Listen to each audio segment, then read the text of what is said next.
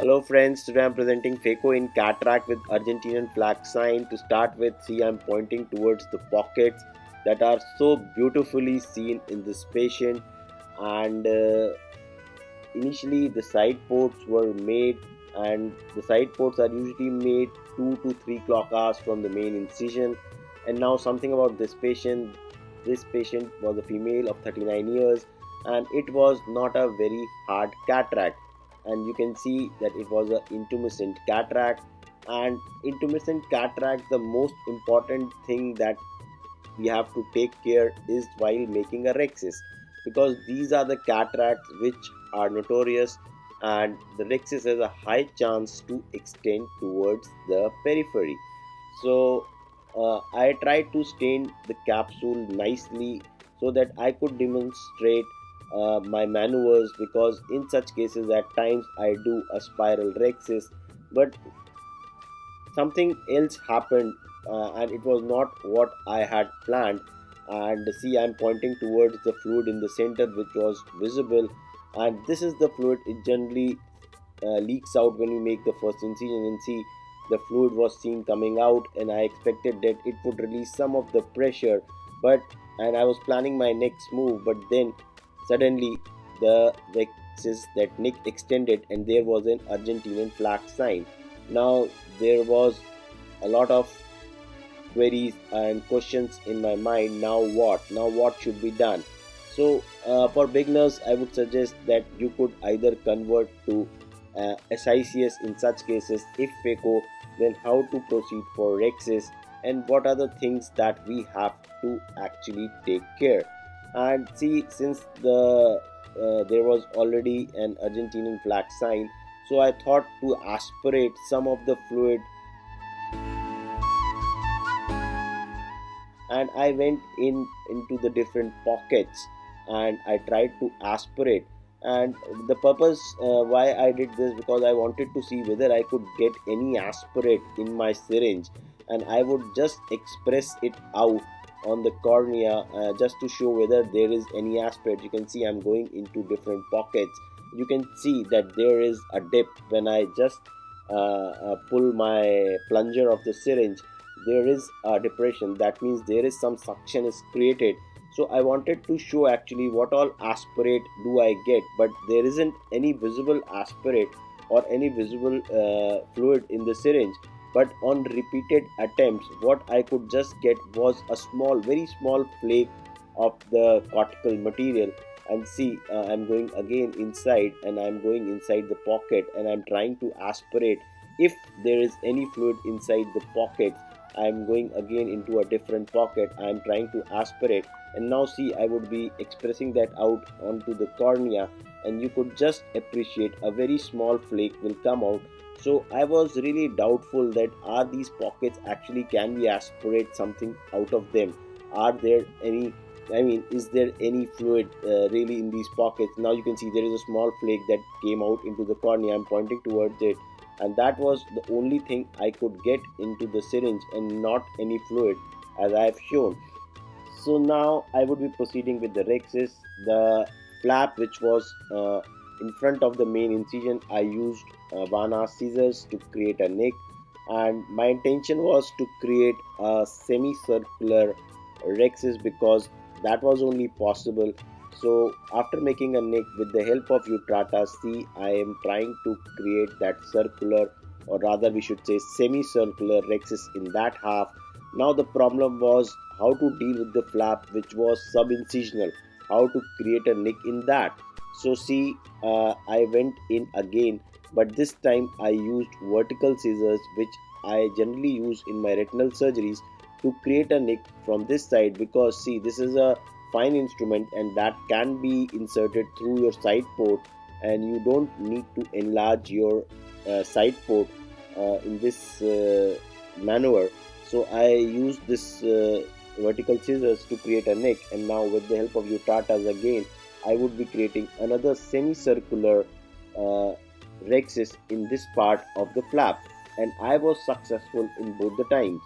Now since the rexis was done, now what I was really scared was doing hydro in such cases, because what happens is once your fluid goes out behind uh, the lens, what happens is there is a chance that your the extension may extend posteriorly and may cause a rent. So you can see just there was a fluid wave. What I did was just a minimal hydro, and my intention now would be to dial only gently, just to see, just to release that adhesions. And see, I'm just trying to manipulate the nucleus gently, just to rotate it gently, not a full rotation. I don't want to put any more pressure on the zonules because I'm scared that this extension might go posteriorly. And now, with irrigation on, and I entered the interior chamber, and now I would be making a small trench in this case. But since this was a soft cataract, which I realized it is soft, so I thought, why not go to Phaco 2 and just start aspirating? And that's what I did. And see, since she was a young patient, so on aspiration, I could just aspirate out most of the stuff easily with the use of minimal power.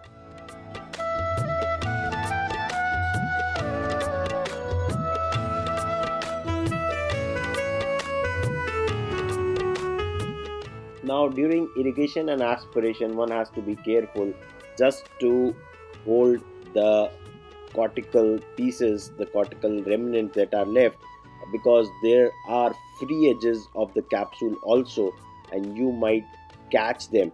So, one has to be careful, one has to be just alert and do everything under visualization, and to see the flaps also of the capsule carefully, because you need to just catch those cortical remnants and not the capsule.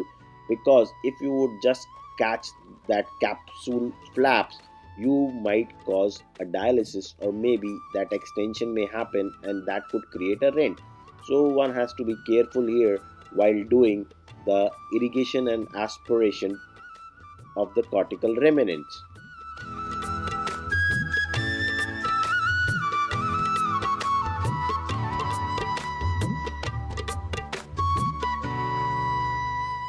So now the irrigation and aspiration was done, and now you can see that there are still some fibers left over the capsule, and they are over the anterior flap. And now I am polishing them and trying to remove these remnants, these fibers, because these may lead to PCO later on. You have to be gentle, you don't have to be aggressive, and just do it under visualization, because see, the flaps are so nicely seen, and all what you are uh, polishing and aspirating is the cortex. And you have to be sure that you are not catching the flaps which are free, because when the flaps are free, there is a high chance that you can catch them as well. So be slow and polish the capsule and remove those remnants as far as possible.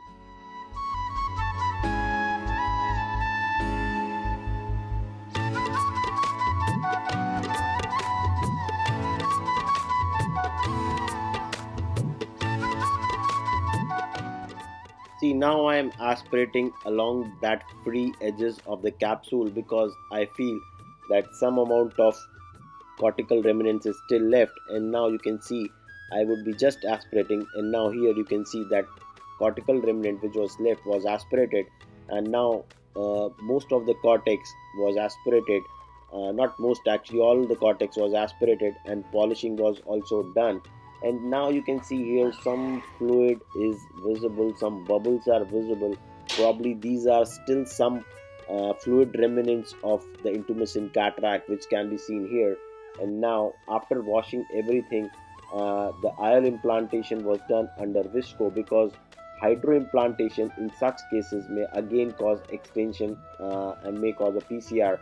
So in cases where you land up with extension of rhexis, or you have Argentinian plaque sign, so it is always better to implant your intraocular lens under visco, and that is quite a safe procedure. And with visco, you could just easily manipulate your lens under the rhexis and put your lens into the bag.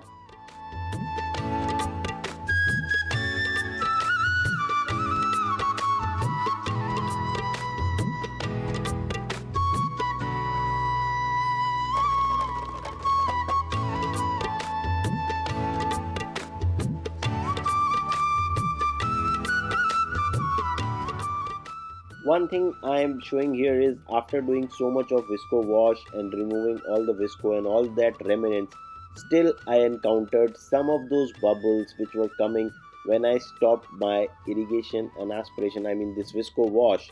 When I came out, I still encountered some of those bubbles coming over the IOL, and probably again I thought that still I don't know, these fluid remnants were still left. And you can see I am just moving my cannula and just irrigating it, just trying to displace any visco which is there into the interior chamber, and trying to aspirate as much as visco and those fluid. And now see again that small bubbles were there, and I went in again and I tried to remove that fluid again, and this was something which I found unusual. Now see again there are some multiple, I mean in small bubbles again, and this was probably that fluid which was still left.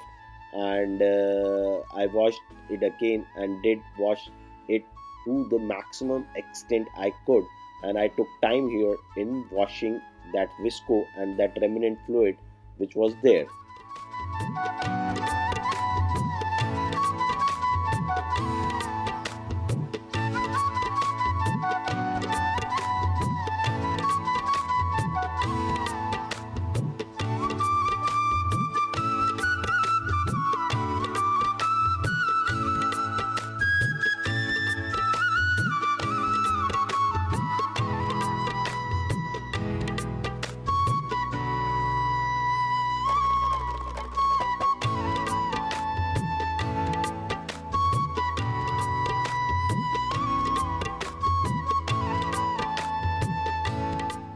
This is the video of the patient taken 6 hours post surgery. The cornea is clear and IOL is well centered.